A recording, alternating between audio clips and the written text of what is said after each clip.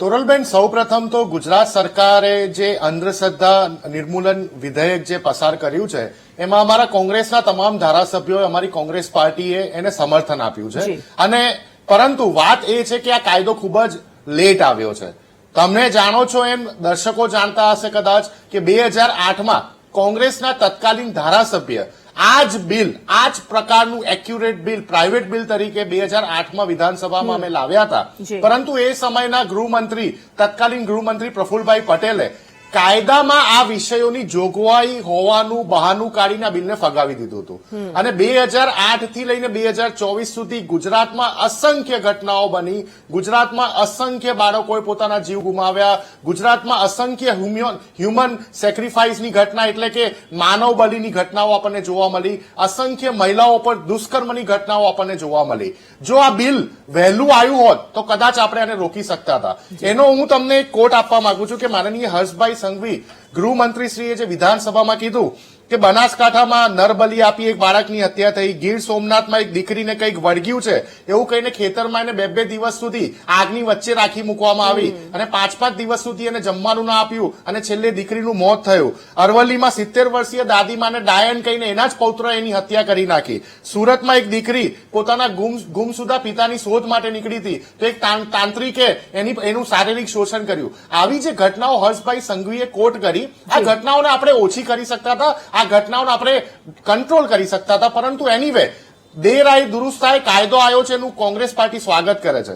સાથે સાથે હું ખૂબ જ સ્પષ્ટ વાત કરવા માંગુ છું તોરલબેન, તમે બોલ્યા, ખૂબ જ સચોટ બોલ્યા તમે કે શ્રદ્ધા અને અંધશ્રદ્ધાની વચ્ચે એક પાતળી દોરી હોય, પરંતુ ધર્મ અને અધર્મની વચ્ચે ખૂબ જ મોટી ગેપ હોય છે.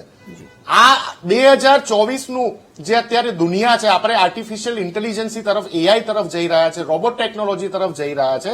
એવા સમયમાં અંધશ્રદ્ધા, જાદુ ટોણા, બ્લેક મેજિક આવા જે ભયંકર શબ્દોનું ઉચ્ચારણ પણ જો થતું હોય ગુજરાત જેવા રાજ્યમાં તો એ ક્યારે પણ સાખી ના લેવાય.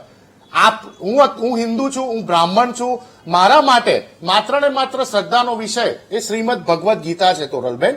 શ્રીમદ ભગવદ્ ગીતામાં જે લખેલું છે, જે કહેવામાં આવ્યું છે એનું આચરણ કરવું એ દરેક હિન્દુનું એક પરિબળ હોય છે, દરેક હિન્દુનું એક શ્રદ્ધા હોય છે. આવું દરેક ધર્મમાં છે. તમે દુનિયાના કોઈ પણ ધર્મને પકડો, એમના ધર્મમાં જે પણ ધાર્મિક ગ્રંથો છે એ ધાર્મિક ગ્રંથો હંમેશા સાયન્સની વાત કરે છે, હંમેશા શ્રદ્ધાની વાત કરે છે, હંમેશા ધર્મની વાત કરે છે.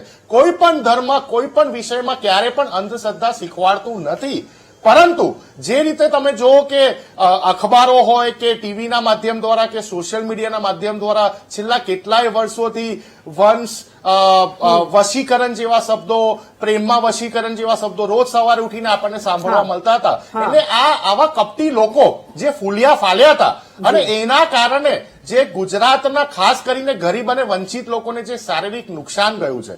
સાથે સાથે કોંગ્રેસ પાર્ટીનું એવું પણ માનવું છે કે ક્યાંક અંશે એજ્યુકેશન પણ જવાબદાર આવે છે તોરલબેન.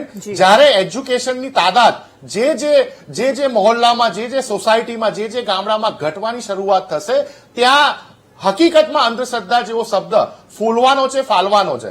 પરંતુ આ જે વિધેયક આવ્યું છે એ વિધેયકમાં હજી પણ ઘણી બધી એવી ત્રુટીઓ જોવા મળી રહી છે જે ખરેખર એનું ઇમ્પ્લિમેન્ટેશન જે દિવસે ચાલુ થશે ત્યારે તોરલબેન આપણાને હકીકતમાં ખબર પડશે કે શ્રદ્ધા કોને કહેવાય ને અંધશ્રદ્ધા કોને કહેવાય. જે રીતે ડેફિનેશન આપી છે મેં ખૂબ જ ડિટેલમાં વાંચી છે કે ધાર્મિક પ્રવૃત્તિ તમે કોઈ પણ પ્રકારની કરો છો અથવા તો જ્યોતિષ રિલેટેડ કોઈ પણ તમે પ્રવૃત્તિ કરો છો તો એને શ્રદ્ધામાં ગણવામાં આવશે ને અંધશ્રદ્ધામાં નહીં ગણવામાં આવે. પરંતુ ગુજરાત સરકાર હેઠળ આવતી ગુજરાત પોલીસ આને કઈ રીતે જોશે, કઈ રીતે એફઆઈઆર રજીસ્ટર કરશે, કઈ રીતે ચાર્જશીટ બનાવશે, કઈ રીતે કાર્યવાહી થાય છે, કેવી રીતે તેનું અમલીકરણ થાય છે તે જોવું